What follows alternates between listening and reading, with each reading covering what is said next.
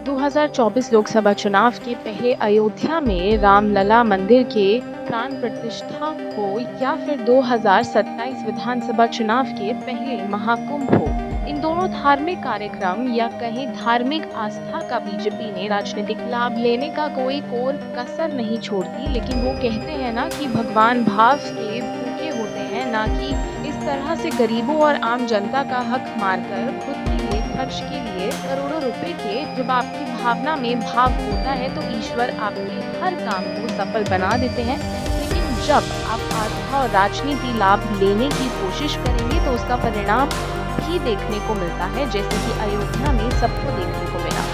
करोड़ों अरबों खर्च करने के बाद भी बीजेपी न सिर्फ यूपी में बुरी तरह हारी बल्कि अयोध्या में भी अपनी सीट हार गई और बुरी तरह से हार गई। इन दिनों यूपी की योगी आदित्यनाथ सरकार और केंद्र के नरेंद्र मोदी सरकार भव्य कुंभ मेले की तैयारियों में जुटे हुए हैं। लेकिन सवाल ये उठता है कि क्या इन आयोजनों के जरिए धार्मिक आस्था को राजनीति लाभ में बदला जा सकता है, और अगर हाँ तो क्या भगवान भी इन कार्यों से प्रसन्न होंगे।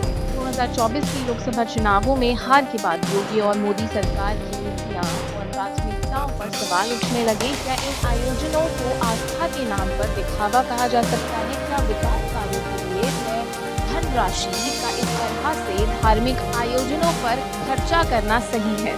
दरअसल अयोध्या में राम मंदिर का निर्माण और रामलला की प्राण प्रतिष्ठा देश के करोड़ों हिंदुओं की आस्था का प्रतीक रहा। इस आयोजन को लेकर बड़े पैमाने पर विचार विमर्श किया गया, करोड़ों रुपए खर्च किए गए, जिसे 2024 के लोकसभा चुनाव से पहले भाजपा ने एक महत्वपूर्ण मुद्दा माना गया और राजनीतिक स्टंट भी माना गया। लेकिन चुनाव परिणामों में भाजपा का ये स्टंट फेल हो गया और बीजेपी पूरी तरह से हार गई।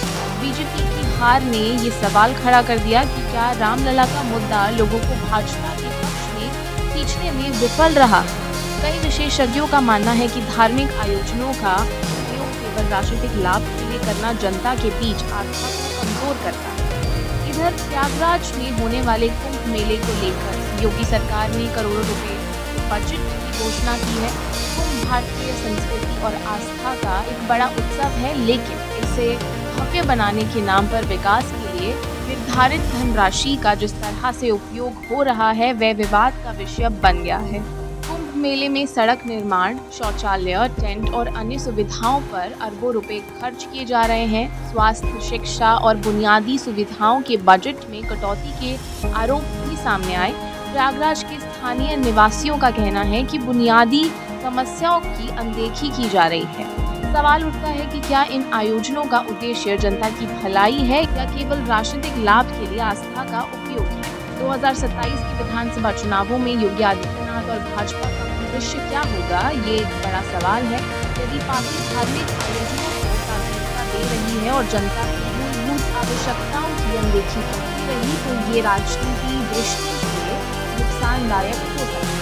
2024 के चुनाव परिणाम देखते हुए जनता केवल धार्मिक और भावनात्मक मुद्दों पर मतदान नहीं करती। रोजगार, महंगाई, शिक्षा और स्वास्थ्य जैसे मुद्दे अधिक महत्वपूर्ण हो रहे हैं। यदि सरकारें इन मुद्दों पर ध्यान नहीं देती तो जनता का असंतोष बढ़ सकता है। धर्म और आस्था का आधार सादगी और ईमानदारी है। भगवान का उद्देश्य लोगों को सद्मार्ग पर ले जाना और उनके जीवन को सुधारना है, लेकिन जब आस्था का उपयोग राजनीतिक फायदे के लिए किया जाता है तो इसका मूल उद्देश्य ही खो जाता है। रामलला की प्राण प्रतिष्ठा को और कुंभ जैसे आयोजनों में बड़े पैमाने पर खर्च दिखावे की राजनीति को दर्शाता है। मंदिर निर्माण और कुंभ जैसे आयोजनों में भक्ति की जगह राजनीतिक फायदे पर अधिक ध्यान दिया जा रहा है। यदि भगवान हर व्यक्ति के दिल में बसे हैं तो क्या उन्हें भव्य मंदिरों और बड़े आयोजनों की आवश्यकता है? क्या उन्हें ऐसे आयोजनों में खर्च किए गए धन के बजाय गरीबों और जरूरतमंदों की मदद में खर्च किया गया धन अधिक प्रिय नहीं होगा? धार्मिक आयोजनों पर भारी भरकम खर्च का सीधा असर विकास आयोजनों पर और योजनाओं पर पड़ रहा है। शिक्षा, स्वास्थ्य और ग्रामीण विकास के लिए बजट में कटौती से गरीबों और जरूरतमंदों की स्थिति और खराब हो रही है। प्रयागराज में कुंभ मेले के लिए करोड़ों का बजट रखा गया है, लेकिन जिले के कई हिस्सों में बुनियादी सुविधाओं का अभाव है, जैसे कि स्वास्थ्य सेवाएं, स्कूल और सड़कों की स्थिति अभी भी खराब है। आस्था और धर्म का स्थान हमारे जीवन में महत्वपूर्ण है, लेकिन इनका राजनीतिक लाभ के लिए उपयोग करना गलत है। 2024 के चुनाव परिणाम इस बात का संकेत है कि जनता अब समझदारी से वोट कर रही है। यदि भाजपा 2027 के चुनावों में सफलता चाहती है, तो उसे केवल धार्मिक आयोजनों पर ध्यान केंद्रित करने के बजाय रोजगार, शिक्षा और स्वास्थ्य जैसे मुद्दों पर काम करना होगा। भगवान को भव्य आयोजनों से अधिक जनता की सच्ची सेवा पसंद होती है। धर्म और राजनीति के इस संगम में जनता की भलाई और विकास ही सर्वोपरि होना चाहिए। अन्यथा भगवान भी इन दिखावों से प्रसन्न नहीं होंगे और जनता का असंतोष आगामी चुनावों में सरकार के लिए चुनौती बन सकता है।